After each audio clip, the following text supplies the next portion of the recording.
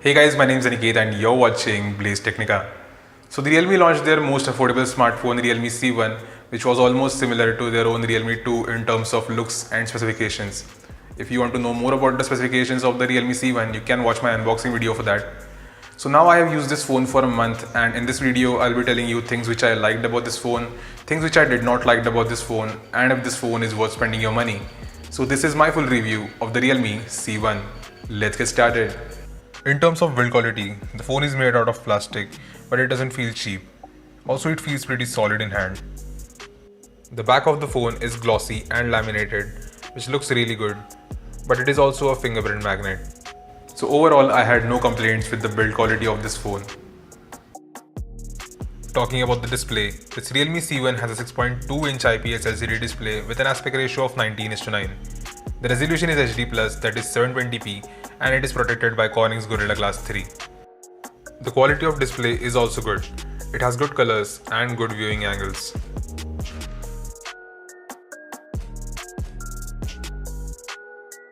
The only thing which I did not like about this display is that it doesn't get very bright, so in outdoors and direct sunlight, the visibility could be an issue. In terms of audio output, it has a single speaker here at the bottom and it gets adequately loud, as you can see.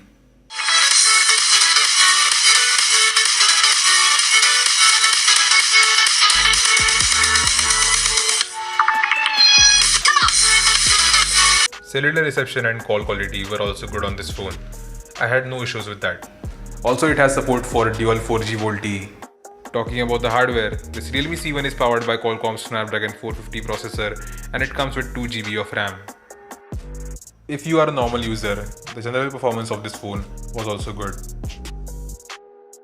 I also played PUBG on this Realme C1 and it managed to play it pretty well. If you want to know more about the gaming performance of this Realme C1, I have made a dedicated video for that. Do check that out. The RAM management was also decent on this phone, considering it just has 2GB of RAM. It can hold around 4 to 5 apps in the memory at a time.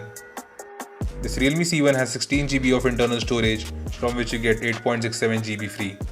So the internal storage is limited, but you can expand it as this phone has a dedicated microSD card slot.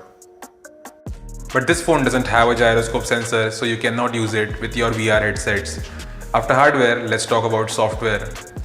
This Realme C1 runs on ColorOS 5.1, which is based on Android version 8.1 Oreo.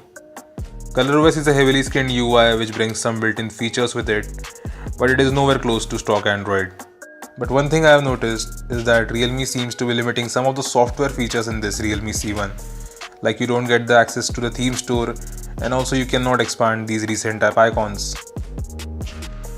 Talking about the battery, this Realme C1 has a 4230 mAh battery and the battery life on this phone was just amazing. With normal usage, it can easily give you around 1.5 to 2 days of battery life. Talking about the camera, we have a dual camera setup at the back. The primary camera is a 13 megapixel with an aperture of f2.2, whereas the secondary camera is a 2 megapixel depth sensor with an aperture of f2.4. The front-facing camera is a 5 megapixel with an aperture of f2.2. And the camera performance is also good considering the price of this phone. Here are some of the camera samples from this Realme C1.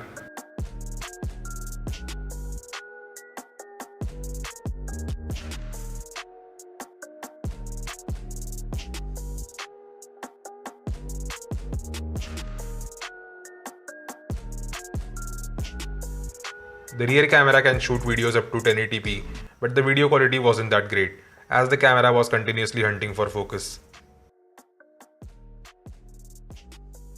This Realme C1 doesn't have a fingerprint scanner, so it relies on software-based face unlock for unlocking. In the end, let's talk about the price. This Realme C1 was launched for the price of 7,000 rupees and even I bought it for the same. But now Realme has increased the price of this phone to 7,500 rupees.